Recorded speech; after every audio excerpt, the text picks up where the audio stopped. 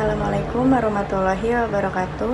Perkenalkan, nama saya Caroline Elva Cahniati dari kelas 3 B1 dengan NIM 2200302055. Pada kesempatan kali ini saya akan menjelaskan buku kerja KWU yang ke-10 dan ke-11 dengan judul Bergerak dari sebuah ide menjadi sebuah usaha.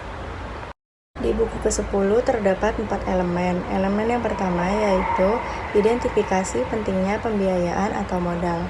Kriteria untuk kerja. Alasan kebutuhan modal usaha baru diidentifikasi. Batasan variabel. Alasan usaha baru perlu modal dapat mencakupi tantangan cash flow dan penanaman modal. Kriteria untuk kerja sumber-sumber modal personal. Diidentifikasi sumber-sumber modal personal dapat mencakupi dana pribadi dan potensi peningkatan pendanaan dapat mencakupi personal funds atau dana pribadi. Lalu elemen yang kedua ada identifikasi sumber-sumber pembiayaan ekuitas. Kriteria untuk kerja business angels. Business angels mempunyai karakteristik yaitu mereka membuat keputusan sendiri mengenai investasi dan mereka berinvestasi sesuai dengan kelayakan proyek dengan harapan keuntungan di masa depan. Lalu ada jenis venture capital. Jenis venture capital dapat mencakupi berdasarkan kepemilikan, yaitu private venture capital company, public venture capital company, dan bank affiliate venture company.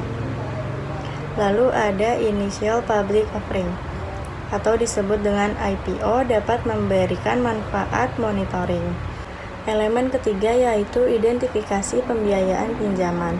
Bank komersial diidentifikasi bank tertarik pada perusahaan yang memiliki arus kas yang kuat, leverage merendah, keuangan yang diaudit, dan manajemen yang baik dan neraca yang sehat. Lalu ada SBA Guaranteed Loan.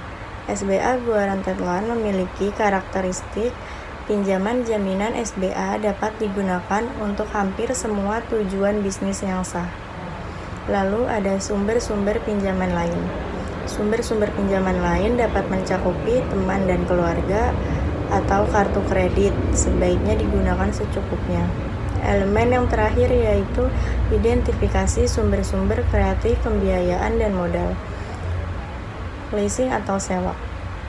Leasing atau sewa memiliki karakteristik yaitu sebagian besar sewa menggunakan uang muka sederhana dan pembayaran bulanan di masa sewa. Lalu ada Small Business Innovation Research and Small Business Technology Transfer memiliki karakteristik sebagai program SBIR adalah program hibah kompetitif untuk usaha kecil di tahap awal dan proyek pembangunan. Di buku ke-11 dengan judul Identifikasi dan Evaluasi Peluang Pemasaran, unit usahanya beauty salon, produk atau jasanya kecantikan.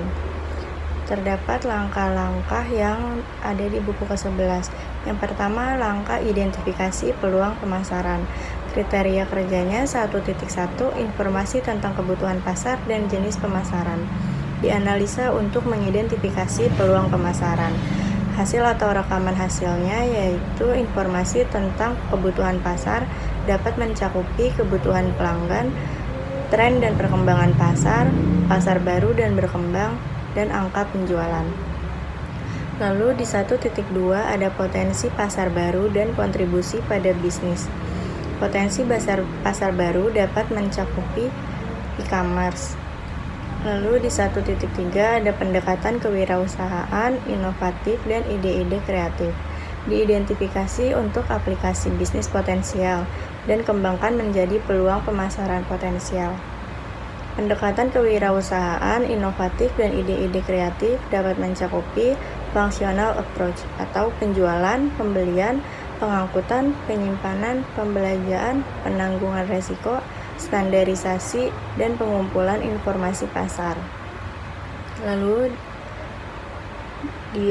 di langkah-langkah yang kedua terdapat investigasi peluang pemasaran.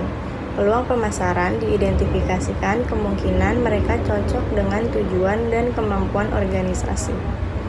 Peluang pemasaran dapat mencakupi penetrasi pasar atau menjual lebih banyak kepada pelanggan yang ada, meningkatkan pangsa pasar dalam segmen yang ada, membuat orang membeli jasa pengembangan bisnis setiap memulai usaha. Lalu 2.2, hasil evaluasi peluang diidentifikasi untuk menentukan dampaknya pada basis bisnis dan pelanggan saat ini. Hasil evaluasi peluang dapat mencakupi desain fungsional dari produk dan daya tarik penampilannya. Fleksibilitas memungkinkan adanya modifikasi ciri luar dari produk untuk memenuhi permintaan konsumen atau perubahan teknologi dan persaingan. Dan keamanan produk tidak menimbulkan bahaya pada kondisi operasional normal dan standarisasi. 2.3, kelayakan finansial dari setiap peluang pemasaran dinilai berdasarkan faktor eksternal biaya, manfaat, resiko, dan peluang. Kelayakan finansial dapat mencakupi biaya, manfaat, resiko, peluang.